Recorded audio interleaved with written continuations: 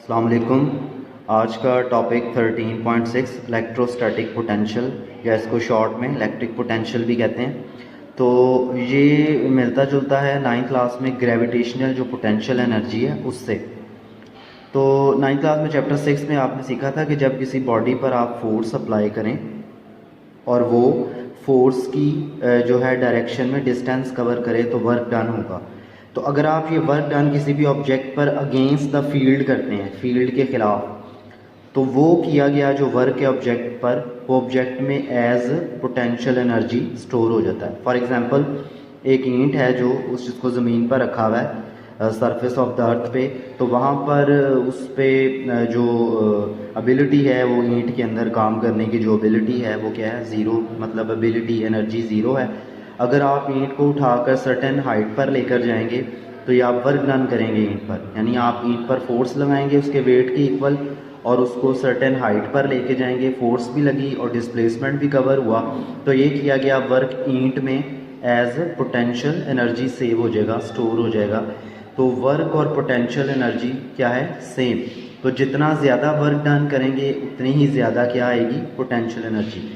जिस तरह एक ईंट को फर्स्ट फ्लोर तक ले जाने के लिए जो वर्क डन है वो थोड़ा होगा और उसी ईंट को 10th फ्लोर 10वीं मंजिल पर ले जाने के लिए जो आप वर्क डन करेंगे वो डेफिनेटली ज़्यादा होगा। तो जो 10वीं मंजिल से ईंट गिराई जाएगी उसके पास पोटेंशियल एनर्जी ज़्यादा होगी बनिस्बत उसके जो पहली मंजिल से गिराई जाए। तो इसका मतलब है ये आपने जो वर्क डन किया है ये फील्ड के अगेंस्ट किया है। फील्ड के अगेंस्ट करने का मतलब है जो ग्रेविटेशनल फील्ड है वो इनको अपनी तरफ अट्रैक्ट कर रही है, आप जो वर्क है उस फील्ड के अगेंस्ट कर रहे हैं, उसको अर्थ से अवे लेकर जा रहे हैं from the centre of the earth. तो ये किया गया जो वर्क है ये उसमें एज पोटेंशियल सेव हो जाता है, पोटेंशियल एनर्जी। तो जिस तरह वो ग्रेविटेशनल पोटेंशियल एनर्जी है, यहाँ पर हम डिस्कस करेंगे electrical potential energy. Electrical potential energy या वो सिंपल इसको इलेक्ट्रोस्टैटिक पोटेंशियल या इलेक्ट्रिक पोटेंशियल कहते हैं। तो इसको पहले मैंने यहाँ पर एक सिंपल सी फिगर स्केच की है, इससे एक्सप्लेन कर देता हूँ। लेट सपोज आपके पास कोई चार्ज है Q और उसके सराउंडिंग ये मैंने डॉटेड लाइन से फील्ड रीजन शो कर दिया है कि ये इलेक्ट्रिक फील्ड है। इसके अंदर दो पोजीशंस मेंशन की गई हैं, A और B। अब कोई टेस्ट चार्ज है, क्योंकि इलेक्ट्रिक फील्ड जो है इसको कोई दूसरा टेस्ट चार्ज एक्सपीरियंस कर सकता है, तो टेस्ट चार्ज को हम आमतौर पर Q नॉट से रिप्रेजेंट करते हैं। ये पॉइंट चार्ज होता है स्मॉल है तो Q नॉट पॉजिटिव चार्ज। तो अगर ये चार्ज यहाँ पर पड़ा हुआ है आउट ऑफ इलेक्ट्रिक फील्ड, इसके लिए एक वर्ड यूज़ करेंगे इन्फिनिटी, क्योंकि फील्ड के बाहर तो काफ़ी सारी जगह है, कोई भी स्पेसिफिक पॉइंट हम क्लियर नहीं कर सकते, डिफाइन नहीं कर सकते, तो हम एक वर्ड यूज़ करते हैं इन्फिनिटी। तो इन्फिनिटी जब मैं वर्ड यूज़ करूँगा तो उसका मतलब होगा आउट ऑफ इलेक्ट्रिक फील्ड। तो एक चार्ज पड़ा हुआ है आउट ऑफ इलेक्ट्रिक फील्ड, तो ये इसमें एबिलिटी नहीं है काम करने की, तो इसका मतलब है यहाँ पर इसकी electric potential energy, electric potential क्या है, ज़ीरो। अगर आप इस पर वर्क डन करेंगे, इसको उठा के फील्ड के अंदर एक पॉइंट लेट से A यहाँ तक लेकर जाते हैं, तो अब ये जो चार्ज जब यहाँ से आप यहाँ पर रखेंगे तो ये फोर्स एक्सपीरियंस करेगा, मतलब इसके अंदर एबिलिटी आ गई है मूव करने की, एनर्जी आ गई। तो ये जो है एनर्जी उस वर्क डन की इक्वल होगी जो वर्क आपने किया है चार्ज को यहाँ से यहाँ मूव करवाने के लिए। जितना वर्क करेंगे उतनी एनर्जी ये वापस अपनी जगह पर आ जाएगा आउट ऑफ इलेक्ट्रिक फील्ड। इसी तरह आप अगर चार्ज को यहाँ से उठा के पॉइंट B पर मूव करवाते हैं, पहले A पर मूव करवाया था, फिर इस पॉइंट पर B पर, तो A पर आपका जो मूव करवाना है उसके लिए आपने थोड़ा वर्क डन किया है तो मतलब थोड़ी एनर्जी होगी, और B पॉइंट पर ले जाने के लिए ज़्यादा वर्क डन किया तो एनर्जी भी क्या होगी, ज़्यादा। तो ये बिल्कुल उसी तरह जैसे पहली मंजिल पर ले जाने के लिए जो वर्क डन किया और 10वीं मंजिल पर ले जाने के लिए किया है अगेंस्ट द फील्ड। फील्ड इसको इस तरफ पुश कर रही है क्योंकि पॉजिटिव चार्ज है, ये पॉजिटिव है।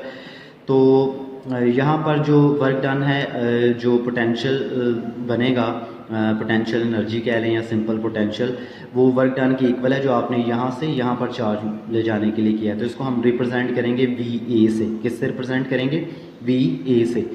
और इस पॉइंट पर जो पोटेंशियल होगा उसको VB से रिप्रेजेंट करेंगे।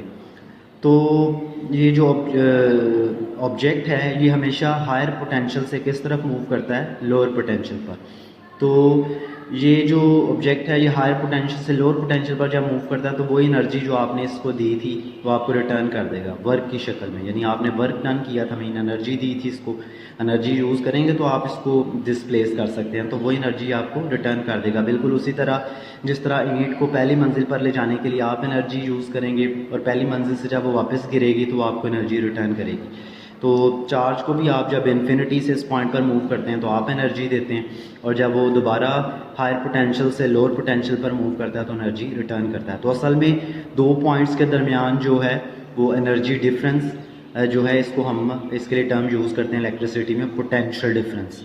पोटेंशियल डिफरेंस वो एनर्जी है जो चार्ज एक पॉइंट से दूसरे पॉइंट पर मूव करते हुए आपको देता है। तो इसकी प्रॉपर डेफिनेशन बुक से मैं बता देता हूँ, लेकिन उससे पहले इनकी ज़रा डेफिनेशंस देख लें। सबसे पहले जो डेफिनेशन है वो इलेक्ट्रिक पोटेंशियल की जो बुक में लिखी हुई है, electric potential at A point in an electric field is equal to the amount of work done in bringing the unit positive charge from infinity to that point। कि किसी भी point पर इलेक्ट्रिक पोटेंशियल उस work done के equal होगा जो work आपने उस चार्ज पर किया है उसको इन्फिनिटी से उस पॉइंट पर लाने के लिए, तो वो उसका क्या होगा पोटेंशियल। चार्ज को इस पॉइंट से इस पॉइंट पर लाने के लिए जितना मैंने वर्क डन किया है वो वर्क इसमें एज इलेक्ट्रिक पोटेंशियल स्टोर हो जाएगा। तो उसका फार्मूला क्या बना, V equals to W over Q, work done over charge. तो चार्ज अगर आपने क्यू लिया या टेस्ट चार्ज है तो क्यू नॉट है, तो ये फार्मूला लिखेंगे। यहाँ से इसका यूनिट भी देख लें, वर्क का जाउ, चार्ज का कूलम, तो जाउ पर कूलम जिसको हम कहते हैं वोल्ट, अलेक्जेंड्रा वोल्टा के नाम पे वोल्ट यूनिट है। और उसी तरह जो दूसरी टर्म है पोटेंशियल डिफरेंस, तो दो पॉइंट्स के दरमियान एनर्जी डिफरेंस है, इसकी डेफिनेशन लिखी हुई है। The energy supplied by the unit charge as it moves from one point to another in the direction of the field is called potential difference between two points। ये जो two points हैं इनके दरमियान जो potential difference है, जो energy का difference है, वो एनर्जी है जो चार्ज एक पॉइंट से दूसरे पॉइंट पर जाते हुए देता है, तो इसको एनर्जी डिफरेंस या पोटेंशियल डिफरेंस कहते हैं।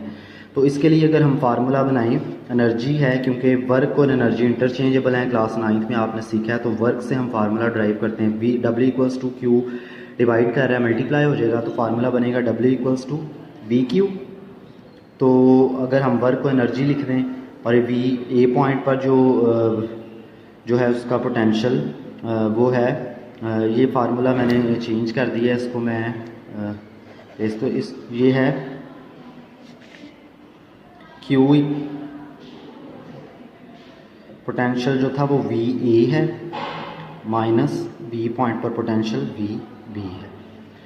तो ये चार्ज तो फिक्स है लेकिन पोटेंशियल का डिफरेंस आएगा, जैसे इस पॉइंट पर पोटेंशियल वी ए होगा और इस पॉइंट पर we B.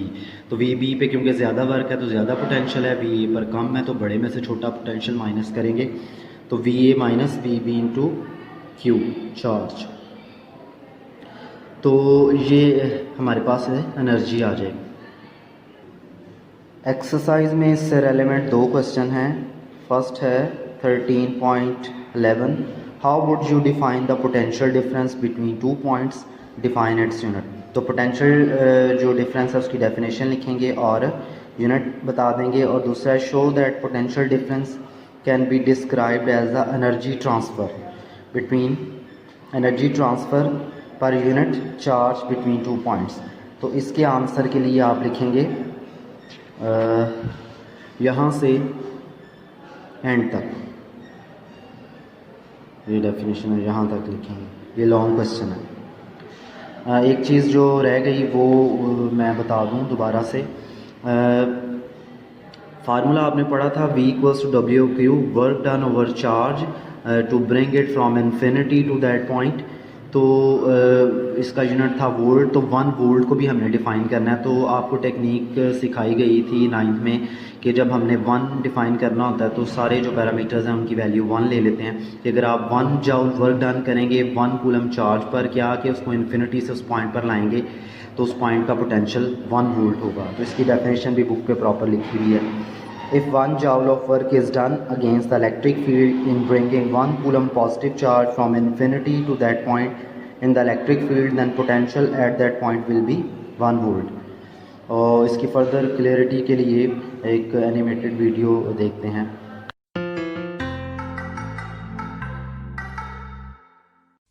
Imagine you have 2 beakers filled with equal amounts of water. and they are both connected to each other by a pipe at the bottom. If you observe the two beakers for a few seconds, do you think the water will flow from one beaker to another?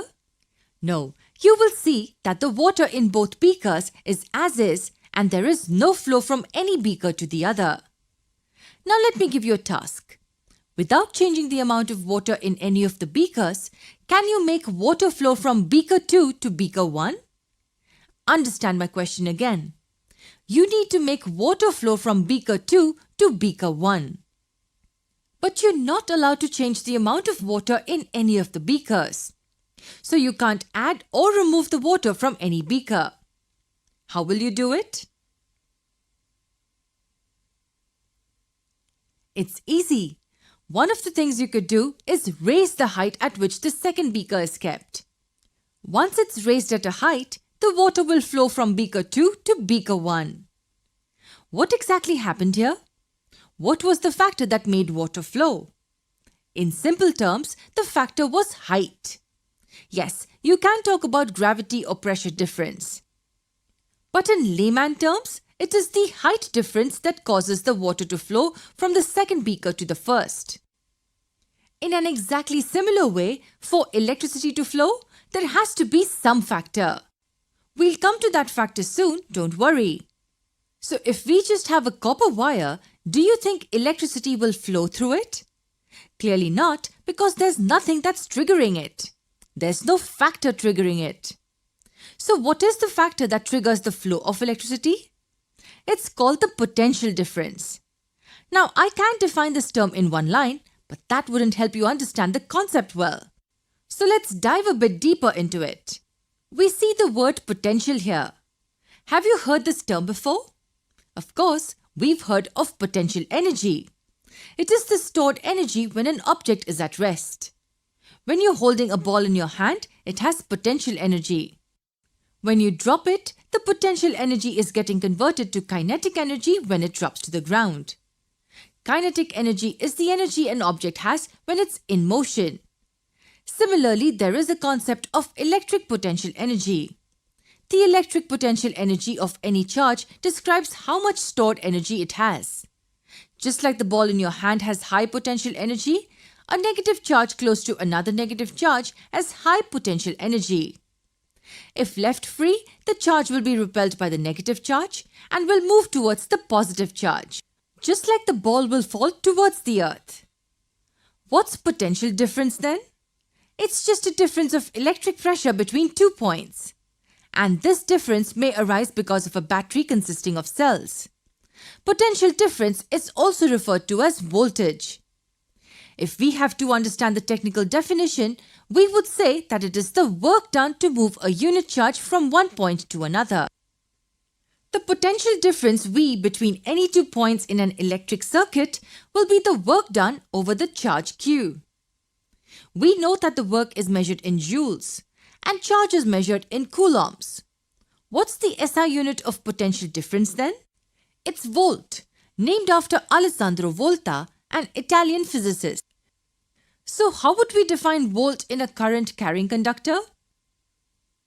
It is the potential difference between any 2 points when 1 joule of work is done to move a charge of 1 coulomb from one point to another. The potential difference is measured by an instrument called voltmeter. It's measured in parallel across the points between which the potential difference is to be measured. In the next lesson, we will solve an example related to potential difference.